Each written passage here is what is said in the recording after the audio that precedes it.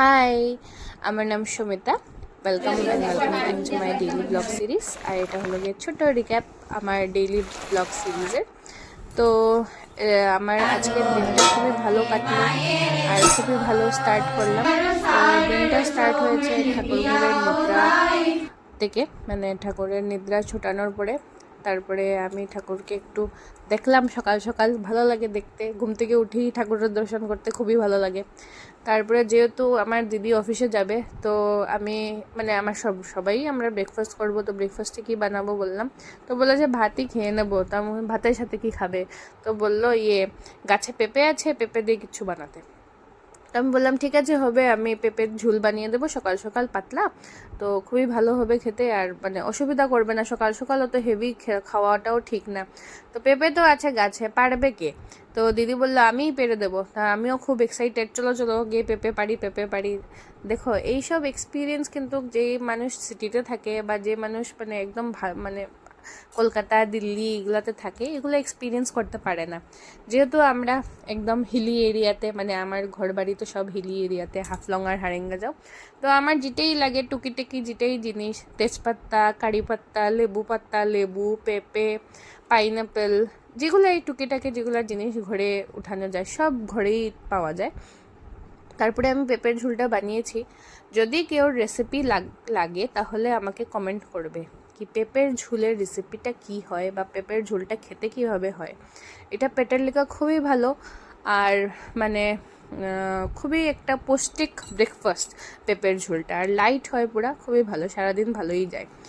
তারপরে যেহেতু আজকে আমাদের ঘরে মাতৃষণ মিলন হবে বিকালবেলা, তো আমার পিসি ঘট বসিয়েছে স্নান টান করার পরে, ঠাকুর দেওয়ার পরে ঘট বসিয়ে দিয়েছে মাতৃষণ মিলনের।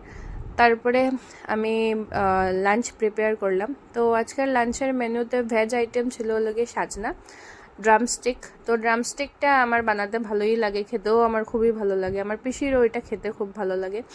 তো ড্রামস্টিকটা বানানো খুবই ইজি, এটার মধ্যে খালি পামকিন আর আলু আর টমেটো দিয়ে আমি বানিয়েছি। তারপরে যেহেতু পেঁপেটা হাফ আমি ঝুলে ইউজ করেছি, হাফটা রইলো বাকি, তো ওইটা তো পাকা ছিল। তো আমি বললাম কি আজকে বানিয়ে নিই, চাটনি বানিয়ে নিই। তো চাটনি বানিয়েছি পেঁপের, খুবই ভালো হয়েছিল খেতে। পেঁপের সাথে একটা টমেটোও দিয়েছিলাম, আর এটার মধ্যে ইমলি দিয়েছি। আর লাস্টে কি করলাম, ওই যে পপি সিড আছে মানে পুস্ত আর ফ্ল্যাক্সিড, এটা দুটাকে ভালোভাবে কড়াইয়ের মধ্যে একটু রোস্ট করে তারপরে এটাকে গ্রাইন্ডারে পেস্টের মতন পাউডারের মতন বানিয়ে ওটার উপরে দিয়েছি। আর লাস্টে যেহেতু লেবু পাতা দিতাম, তো লেবু পাতা দেওয়ার জন্য গাছ থেকে ফটাফট একটা লেবু পাতা নিয়ে নিয়েছি। তারপরে ওইটা ধুয়ে ওইটা টকের মধ্যে দিয়ে দিলাম, খুবই ভালো হয়েছিল টকটা।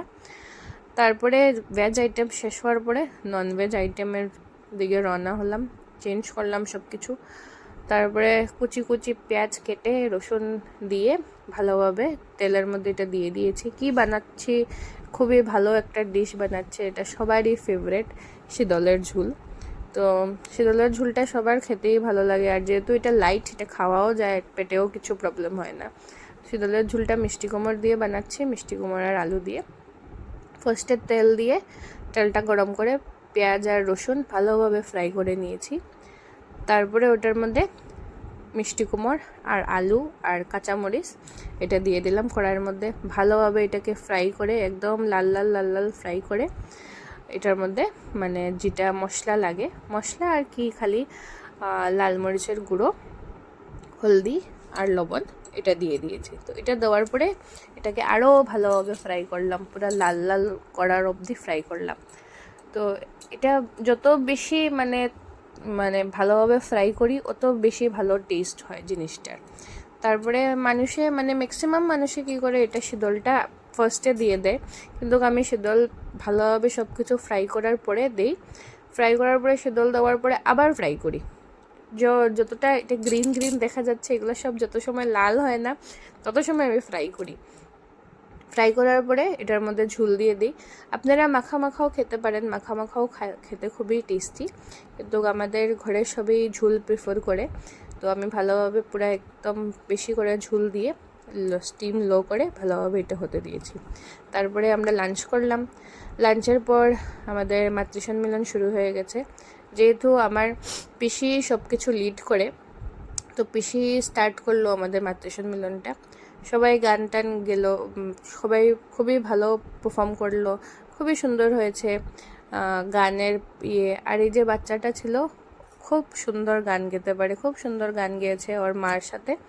আমার খুবই ভালো লাগে যেহেতু ছোট বাচ্চারা মানে নিজের ইচ্ছাতে ঠাকুরের নাম নিচ্ছে, নিজের ইচ্ছাতে ঠাকুরকে নিয়ে চলছে, এটা খুবই ভালো লাগে দেখতে। তারপরে ঠাকুরের বই পাঠ করা হলো, তারপরে ঠাকুরের আলোচনা হলো, তারপরে আমার ফেভারিট পার্ট ঠাকুরের প্রসাদ খেলাম।